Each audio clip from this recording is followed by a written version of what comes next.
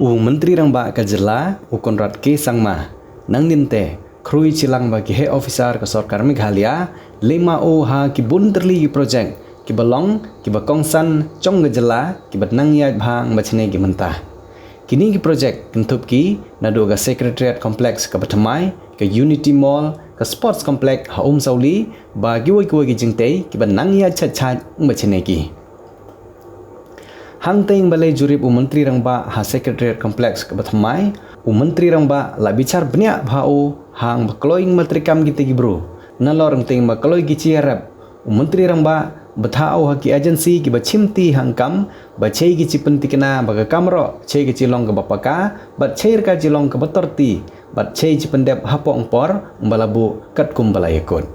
Conrad la ong bagani ke Secretariat ke Batamai. Telah dei ka lat keluti ka baci stat ke komite trikam kitnat trikam ke sarkar namar hagni cu ke jaka kitnat sarkar ro cichong trikam langki bat kanite kan sadei ka woi na ki jingsuk upai ba upawan ekam hagni cu kesngi Menteri Rangba le jurip so ka Unity Mall ka baman khen ke projek ka ba Kongsan bha ka baci ai ka lat keluti bha ki nong chine scare ki ba panan kam dagi khti ki nong thanchan ki nong sen kam chunghi ki self help group ba ki nong rap ki bapen moj ki scare rap baper baci jo ki pencinam bat penyat ya ke ju ka hat habala ki bro ki bala ben chuchu hadin bala poi hang tau chne ha ke sports complex ha sauli Conrad banjur bang bachne ha ke ni sports complex chei ke Chilang ke bajanai ke bapa ka bha namar ka jingthmu longka bagani ke sports complex ciman ka khen ka woi na ki sports complex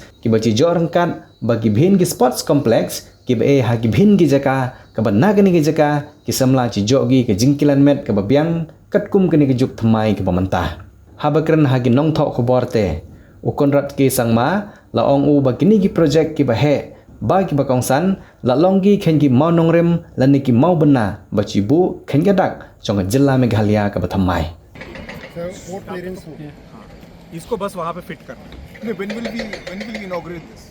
Sir, December. This December. Yes, sir. This December. So that is the full aquatics complex.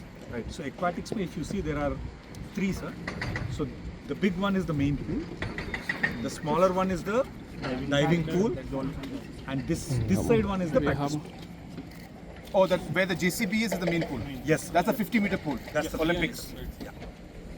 So this is tennis, and this is the hostel. See, hostel up. Yeah. I mean, it's going.